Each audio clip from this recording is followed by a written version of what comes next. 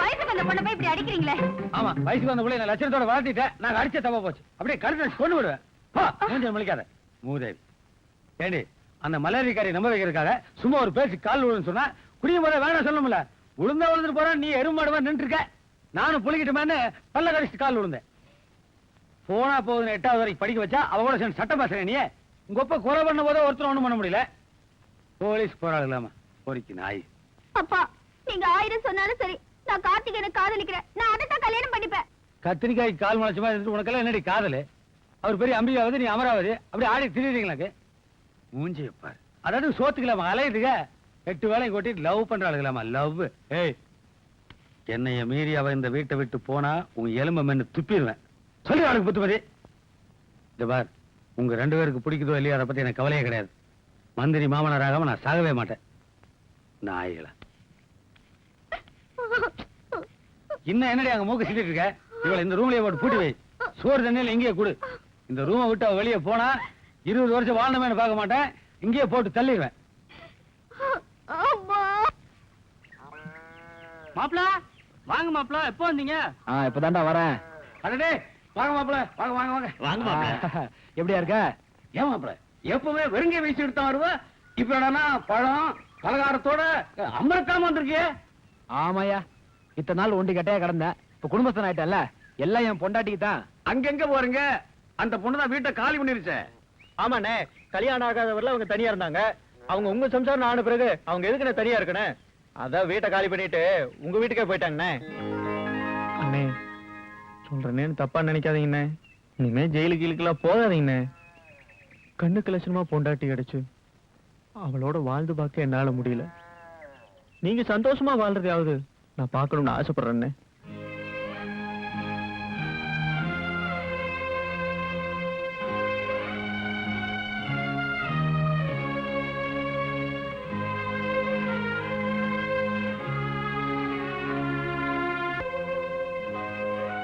உங்களுக்குன்னு சொந்தமான பிறகு நான் சுயமா முடிவெடுக்க கூடாதுதான்.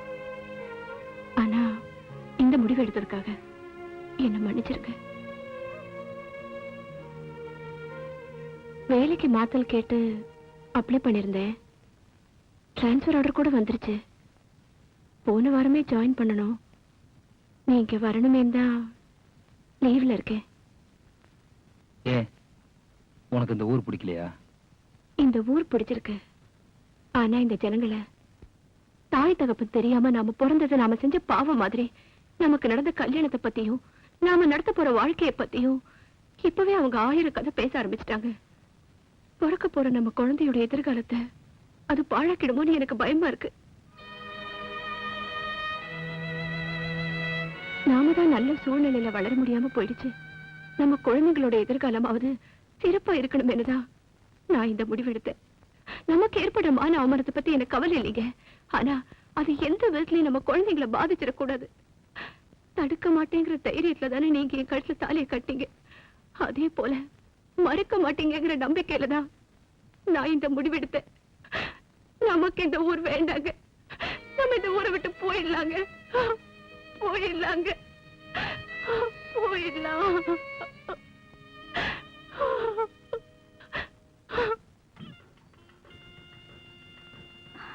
அம்மா, கதவு தரமா, கதவு தரமா. வாங்க வாங்க, வேலை பாரு வாங்க. போய் வேலை பாரு வாங்க வாங்க. அண்ணா நட நடந்துட்டு இருக்காளுங்க நாடைகளும் அவளுகளும். ஏண்டா ஐயா, அவளை வீட்டுக்காரனு பாட்டில் வாங்கி தண்டியா? வாங்கி வச்சாச்சு. ஃபுல்லா ஏத்துறானுங்கடா. ஆமா ஆமா ஐயா, பொண்ணு ரூம்ல போட்டு பூட்டி வச்சுட்டீங்க. சத்தம் போட்டு அழுகுது. மாப்பிள்ளை வீட்டுக்காரன் காதல் விழுந்தா கேவலங்க. என்னடா காதல் விழுது மூக்கு விழுது அர்த்தமெல்லாம் பேசிட்டுக்கிறேன். கார்த்திகேயன் கூட என் பொண்ணு சுத்துறா 100 இடம் சொன்னதுக்கு அப்புறம் தான் அந்த வெக்கம் கட்டுறா கல்யாணம் கொத்துக்கிட்டா. உழுது உழுதுட்டு போதே. ஐயா வணக்கம். ஐயா எப்ப வந்த? இப்பதான் முதல்ல. என்ன வீட்டுல விசேஷங்களா முதலாளி? பாப்பா கல்யாணங்களா? ஆமாயா கல்யாணம் தான். அதான் பிரச்சனையா இருக்கு. என்ன திடீர்னு வச்சிட்டீங்க முதலாளி? மாப்பிள்ளைங்க முதலாளி? நம்ம எம்எல்ஏ தான். நம்ம எம்எல்ஏங்களா?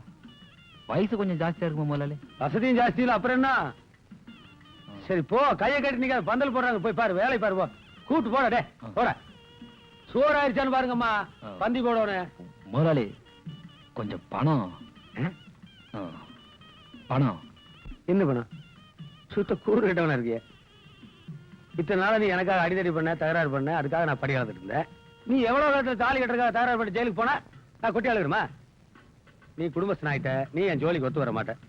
நீ வேற இடம் பாத்துக்க, நான் வேற ஆள் பாத்துக்கிறேன்.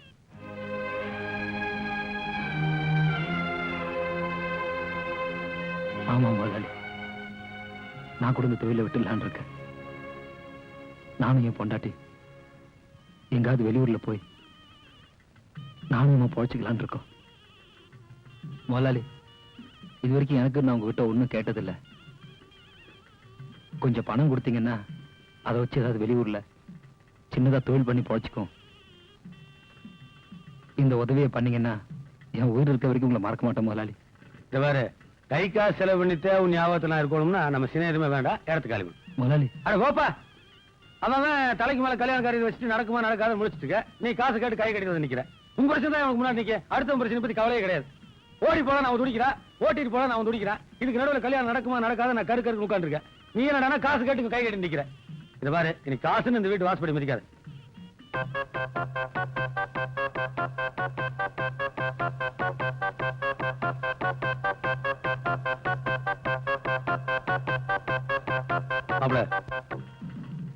மாப்ள, கை நீட்டி காசு வாங்குற உனக்கும் ஒரு சந்தோஷம் இருக்கணும், கை கூசாம எண்ணி கொடுக்குற எனக்கும் ஒரு திருப்தி இருக்கணும்.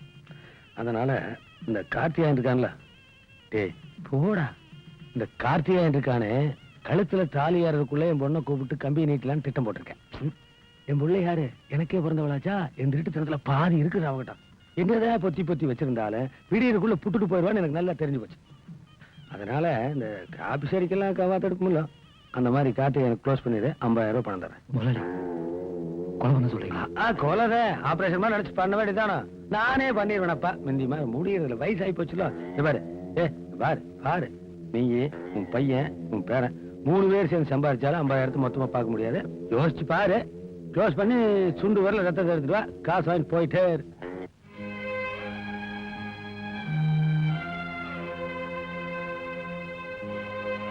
நமக்கு ஏற்பட்ட மான அவமானத்தை பத்தி எனக்கு கவலை இல்லைங்க. ஆனா அது எந்த விதத்துலயும் நம்ம குழந்தைங்களை பாதிச்சிடக்கூடாது.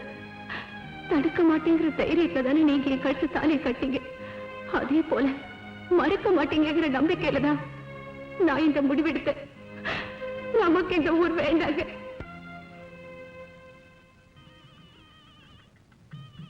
முதலாளி, சுண்டு வரல என்ன, என் உடம்பு பூரா ரத்தத்தை பூசிக்கிட்டு வரேன். ரூபா 50,000 எண்ணி வைங்க.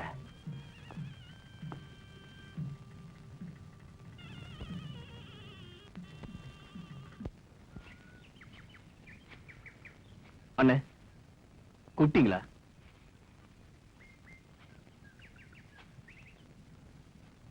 ஏதோ வேலை இருக்குன்னு. அது ஒண்ணும் இல்ல கார்த்திகேயன், உங்ககிட்ட கொஞ்சம் தனியா பேசலான்னு. அது எப்படி சொல்றதுன்னா, என்ன மன்னிச்சிரு கார்த்திகேயன்.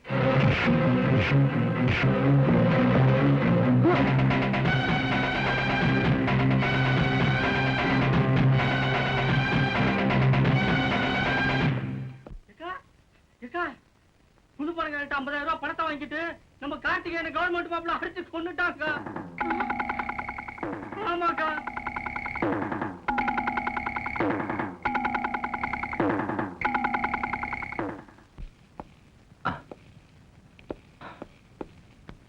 சீக்கிரம் புறப்படு, போலாம். நீ சொன்ன மாதிரி நமக்கு இந்த ஊரே வேண்டாம், ஏதாவது ஊர்ல போய் பொழைச்சுக்கலாம். இங்க பாரு பணம், இனிமே நீ இதுக்காக கஷ்டப்பட்டு வேலை செய்யணும். இந்த பணத்தை வச்சு எங்காவது வெளியூர்ல போய் வியாபாரம் பண்ணி பொழைச்சிக்கலாம். நம்ம பட்ட கஷ்டம் மாதிரி நம்ம குழந்தைகளை கஷ்டப்பட வேண்டாம். அவங்கள நல்லபடியா அம்மா வளர்க்கலாம். சீக்கிரம் புறப்பட்டு போலாம். ஏது இந்த பணம்? பணம் வந்து நான் ஊரை விட்டு போறதா எங்க முதலாளிகிட்ட சொன்னேன். இவ்வளவு நாள் விசுவாசமா வேலை பார்த்ததுக்கு இந்த பணத்தை வச்சுக்கிறான்னு அவர்தான் கொடுத்தாரு.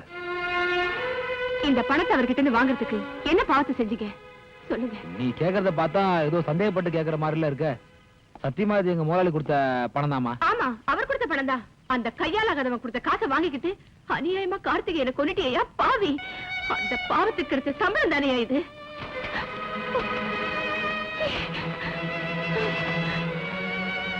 வேலை செஞ்சுட்டு இருந்த உன்னை மனுஷனா மாத்திட்டா மாலையை மாத்திக்கிட்டே நான் நினைச்சிட்டு இருந்தேன். ஆனா பிறவி குணத்தை மாத்தவே முடியாது நிரூபிச்சிட்டியா.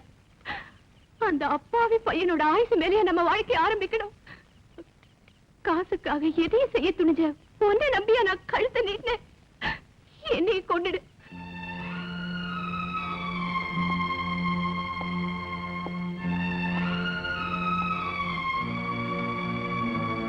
என்ன மன்னிச்சிருமா. நீ நினைக்கிற மாதிரி நான் கல் மனசுக்காரன் இல்ல. கார்த்திகையை சாகல. ஆமாம்மா, நான் ஒத்துக்கலன்னா அதே பணத்துக்கு ஆசைப்பட்டு வேற யாராவது கார்த்திகேயனை நிச்சயமா கொலை பண்ணிருப்பாங்க. ஆனா நான் அவனை கொலை பண்ணல. நாளைக்கு நடக்க போற கல்யாணத்தை கார்த்திகேயன் தடுக்க கூடாது. அதுக்காக அவனையே கொலை பண்ணணும்னு ஒரு இடத்துல கட்டி வச்சிருக்க.